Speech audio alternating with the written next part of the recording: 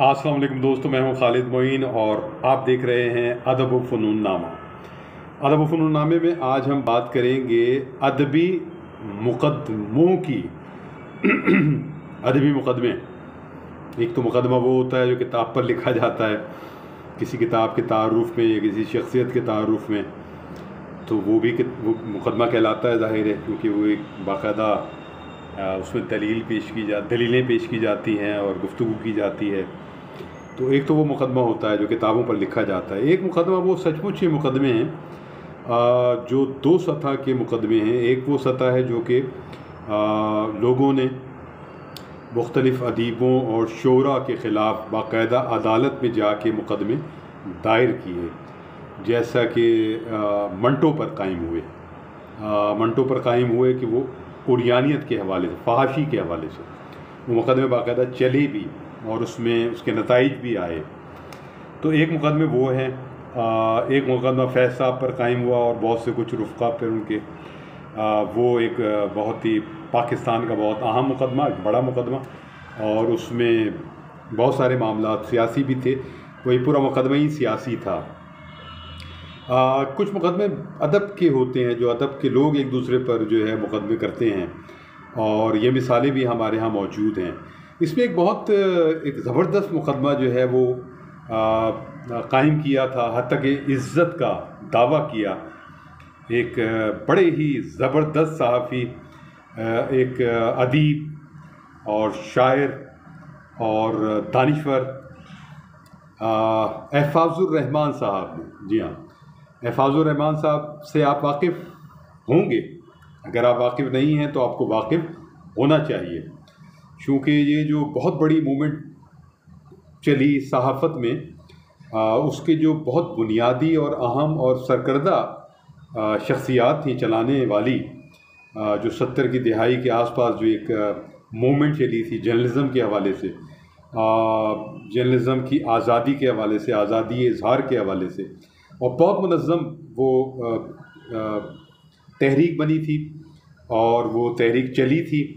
उसके बहुत अहम किरदार थे, और उन्होंने फिर एक आखिर में, अब तो उनका इंतकाल हो गया, तो एहफाजुर रहमान साहब ने किताब भी जंग जारी रहेगी, उसमें वो सारे वाक़यात, चीज़ें, किरदार, बातें, जो इख्तलाफात हुए, जो इख्तलाफात कायम किए गए, मुकदमे कायम किए गए, कैदो बंद की सऊबतें और बहुत सारी चीज़ें जो हैं उस एक तवील दस्तावेज़ है, वो उसमें कायम है। ख़ुद एहफाजुर रहमान जो हैं वो हमारे तो बॉस रहे और हमारे लिए हमेशा बॉस ही रहेंगे, वो हों या ना हों। जंग अखबार में वो साल हर साल, मेरे ख़्याल में 14-15 बरस या शायद इससे भी ज़्यादा वो मैगज़ीन एडिटर रहे। जी हाँ, एहफाजुर रहमान साहब चीन भी गए और चीन में भी जो है वो ख़ासा अरसा उन्होंने क़याम किया, और चीनी कहानियों के और नावलों के तर्जुमे भी किए उन्होंने। बच्चों के हवाले से भी उन्होंने काम किया, बच्चों की कहानियों के हवाले से, और बहुत ज़बरदस्त लिखने वाले थे, ख़ुद जंग में रहते हुए भी। और फिर आखिर में एक्सप्रेस आ गए थे, एक्सप्रेस में भी मैगज़ीन एडिटर ही हुए, और वहीं से जब वो बीमार हुए, उनकी आवाज़ का प्रॉब्लम हुआ, बोल नहीं पाते थे तो लिख कर देते थे या फिर कुछ बोलने की कोशिश भी करते थे। तो लेकिन बड़े ख़ूबसूरत आदमी रहे वो, बहुत खुशलिबास आदमी रहे, और बहुत मुतासिर किया उन्होंने अपने हमअसरों को भी, अपने बुज़ुर्गों को भी, और अपने बाद की वाली नस्लों को भी।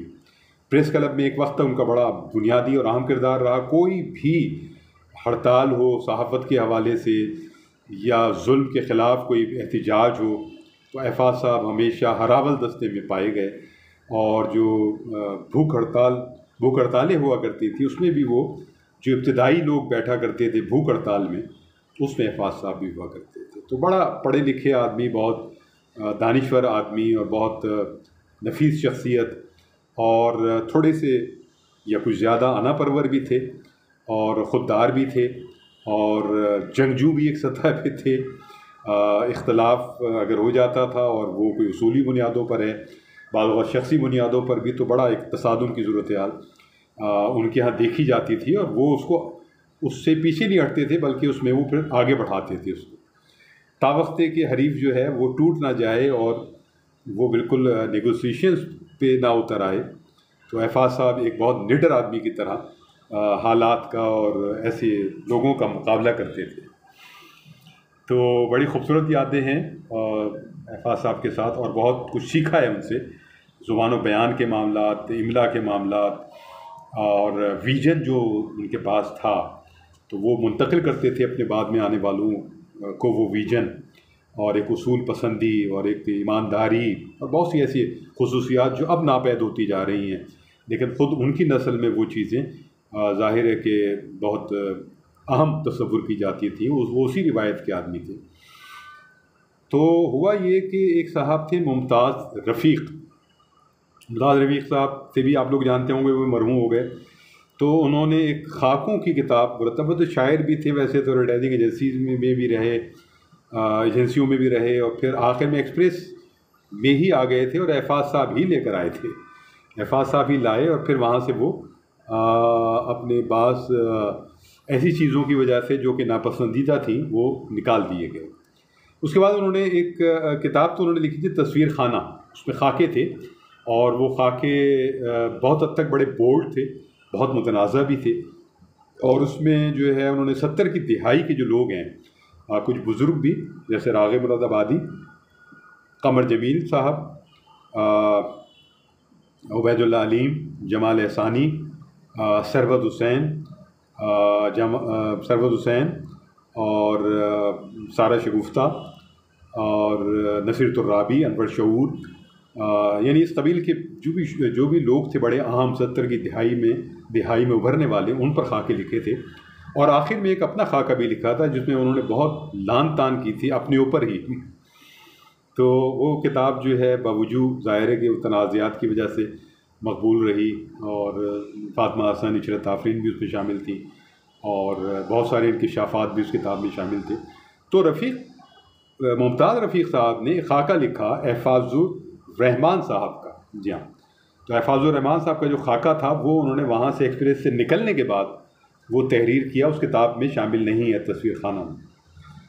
और साहब वो खाका क्या था, वो बहुत ही ज़्यादा तकलीफ़देह हद तक अहफाजुर रहमान के मुखालिफाना और टोटलिटी में मुखालिफाना सूरत हाल थी, और कोई ऐसी खूबी हल्की फुल्की भी गलती से भी उन्होंने अहफाजुर रहमान साहब की शख्सियत में और उनका जो इख्तिसास था दानिश्वरी का, अदीब होने का, ज़ुबान बयान जानने का, लिखने का, इतनी तवील खिदमात का, उसका कहीं कोई एतराफ़ दूर दूर तक नहीं है, बल्कि उन्होंने बाज़ शख्सी पहलू लेकर अहफाजुर रहमान साहब की शख्सियत के परखचे उड़ाए, बहुत बहुत शिद्दत से उड़ाए, और बहुत सारे इल्ज़ामात और बहुत सारी मनगढ़ंत बातें भी, और बहुत सारी बातें एक हद तक ठीक भी होंगी, लेकिन वो लिखने का वे बहुत ही सफ़ाकाना था।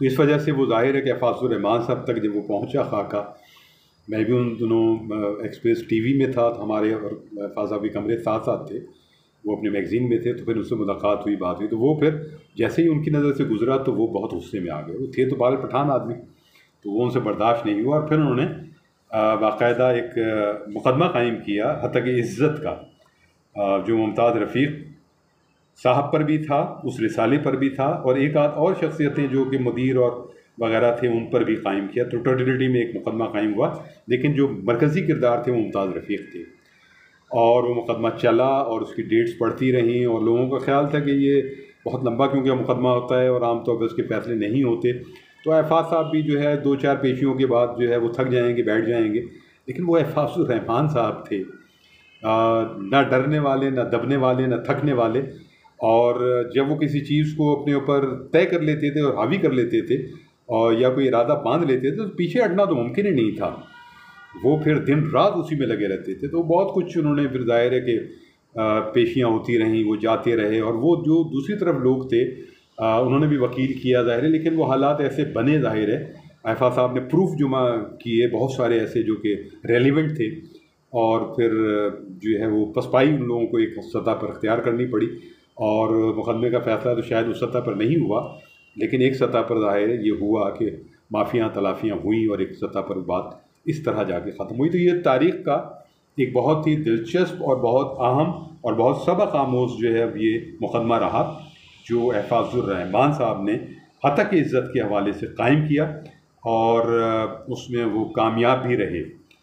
तो ऐसे बहुत से मुकदमे और भी हैं, फिर जिक्र करेंगे। खालिद में इनको यहाँ इजाज़त दीजिए। अपना और अपने अहबाब का ख्याल रखिएगा। खुदा हाफिज़ नासिर। अदब व फ़नून नामा जिंदाबाद। पाकिस्तान पाइंदाबाद। खुदा हाफिज़ नासिर।